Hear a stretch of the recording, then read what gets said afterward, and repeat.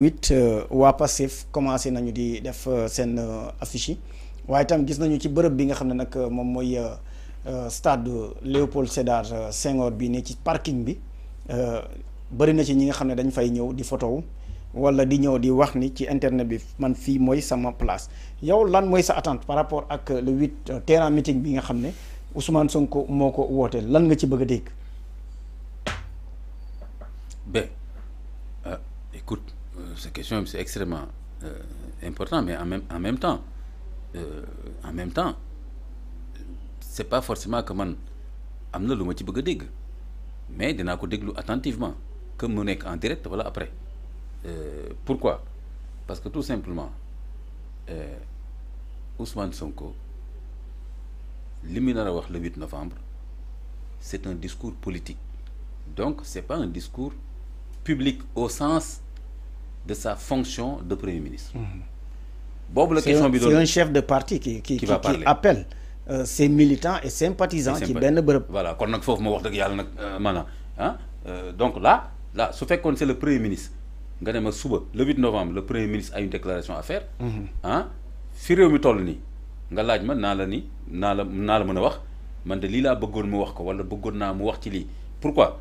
Parce que damay xam lan, parce que xam naa luy fonction Premier ministre. xam naa tam fu Sénégal toll plus ou moins xam naa ci tuuti xam nga foofu tam maanaam il faut qu'on soit humble aussi et modeste. xam nga lu nekk rek ak ni nga ko xamee am na loo ci xamul wala ni nga ko xamee xëy na des na xóot. bënnul torop donc jarul xuloo xeex ci plateau yi kenn maa gën a xam réew mi fii loolu jarul wax. surtout jarul wax gënoo fi xam dafa am looy xam ak noo ko xamee. ak kii keneen ki xam leneen waaw. voilà donc loolu mën nañu ko waxtaanee sans xuloo xeex ak xasante. mais man réew mi ne ko man ci kii xamul nan gis nga donc man li ma jot a xam ci. réew mi fi mu toll nii Sénégal ak premier ministre lan mooy fonction soo ma ne qu'est-ce que vous attendez du discours effectivement mën naa la wax ni man de j'aurais aimé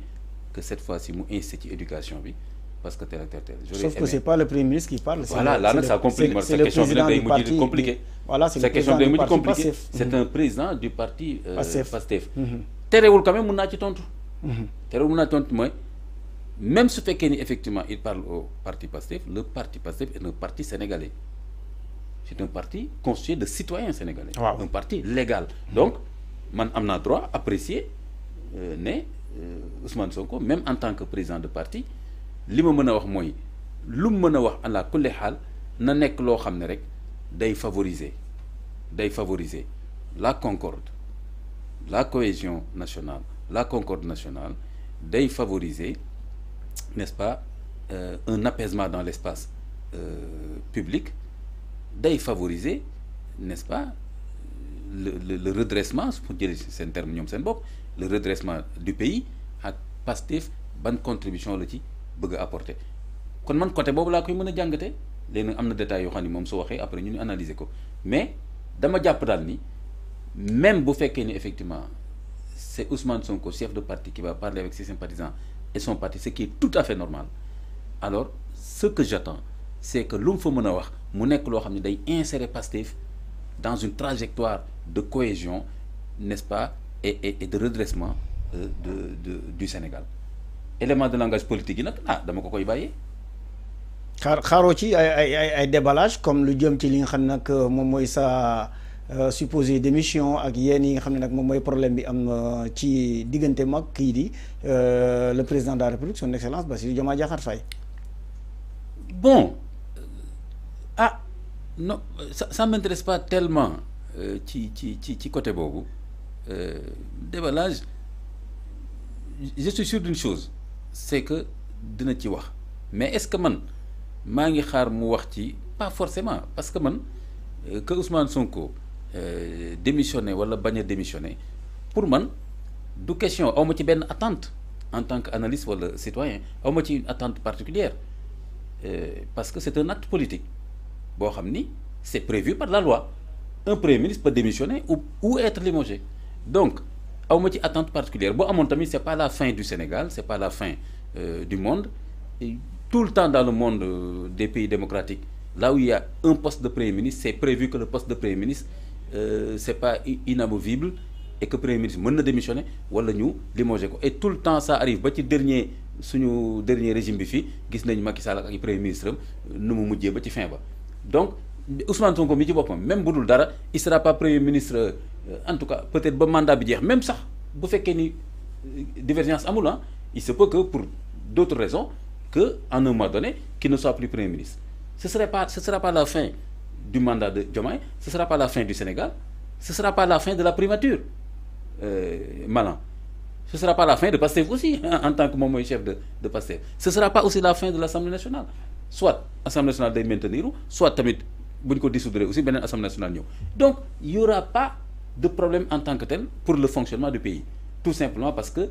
kii nekkatul premier ministre wala moo ko nekk ba tey donc côté boobu je pense qu'il faut être très clair maintenant Guy Sagna génn na démb def fi benn sortie bay wax sax affaire u président de ni ñu koy waxatee encore transition. xanaa bantuwaat. bantuwaat la proposé woon mais am na ñoo xam ne ñoom ñoo ñëw wax Ousmane Sonko lii ñeneen ñi wax Diomaye lii et cetera et il reconnaît lui qu'il y a un malaise et cetera et c'est vrai maanaam loolu moom je le répète encore ñu en tant que analyste nit ñi nañ bàyyi fële affaire jëmmu Imam Kanté analyste laay waxee fii en tant que analyste laay wax froidement dama ni sur les faits Ousmane Sonko ci boppam toog na ci discours am bële xam nga wax ni il ne gouverne pas il me laisse pas gouverner et cetera du ma dellu soit ci loolu mais fi ma intéressé fii mooy mu wax ni am na ñu naan naa démissionné wala am na ñu ne naa démissionné waxin bi mais démissionné wu ma xanaa moom président mu dàq ma dellu assemblée générale loolu Ousmane Sonko wax na ko kon du Imam Kanté moo inventé problème mu démission te problème démission suñ ko tuddee rek c'est que quand même am na tuuti malaise et après ce discours là on a vu la sortie du président Diomaye qui montrait encore qu'il y a un malaise parce que Diomaye a répondu en disant bon d'abord sama xarit la bàyyi leen ko genre il n'est pas en colère on va voir mais loolu j'analyse froidement loolu kenn mënu ma reprocher loolu du question prise de parti wala dara maintenant beneen bi mooy après Diomaye a dit kenn du ma jéngaloo justice je veux la cohésion parce que clivage bi am ba ci biir kër yi je veux qu'on trouve une solution beneen bi suffrage yi ma sénégalais jox sénégalais yee ma ko jox mais si on analyse froidement on voit qu'il y a une réponse par rapport au discours de Ousmane Sonko xam nga lan laa bëgg nag maanaam dama bëgg nit ñi ñu apaiser tuuti discours bi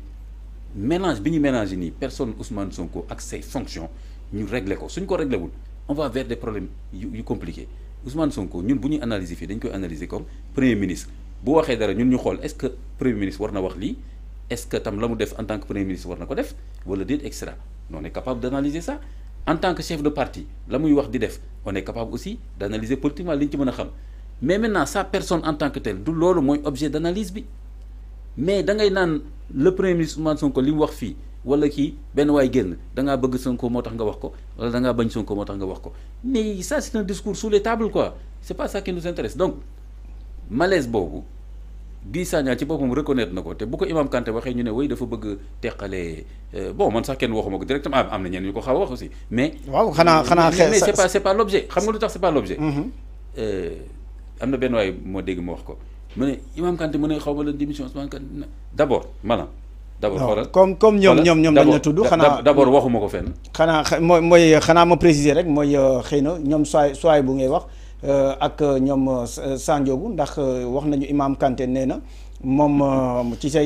émission bi nga fi defoon ak Ibrahima Alioune Sow ne am na source bi ko wax ni Ousmane Sonko signé na li nga xam ne moom mooy démission gis nañu loolu tam ça fait le tour de la toile xanaa kay ak oustaz bi ma xas oustaz Seck Assane Seck waaw gis naa am na benn oustaz Sam bi génn di wax xanaa kay ci loolu nga bëgg a tontu waaw te Malang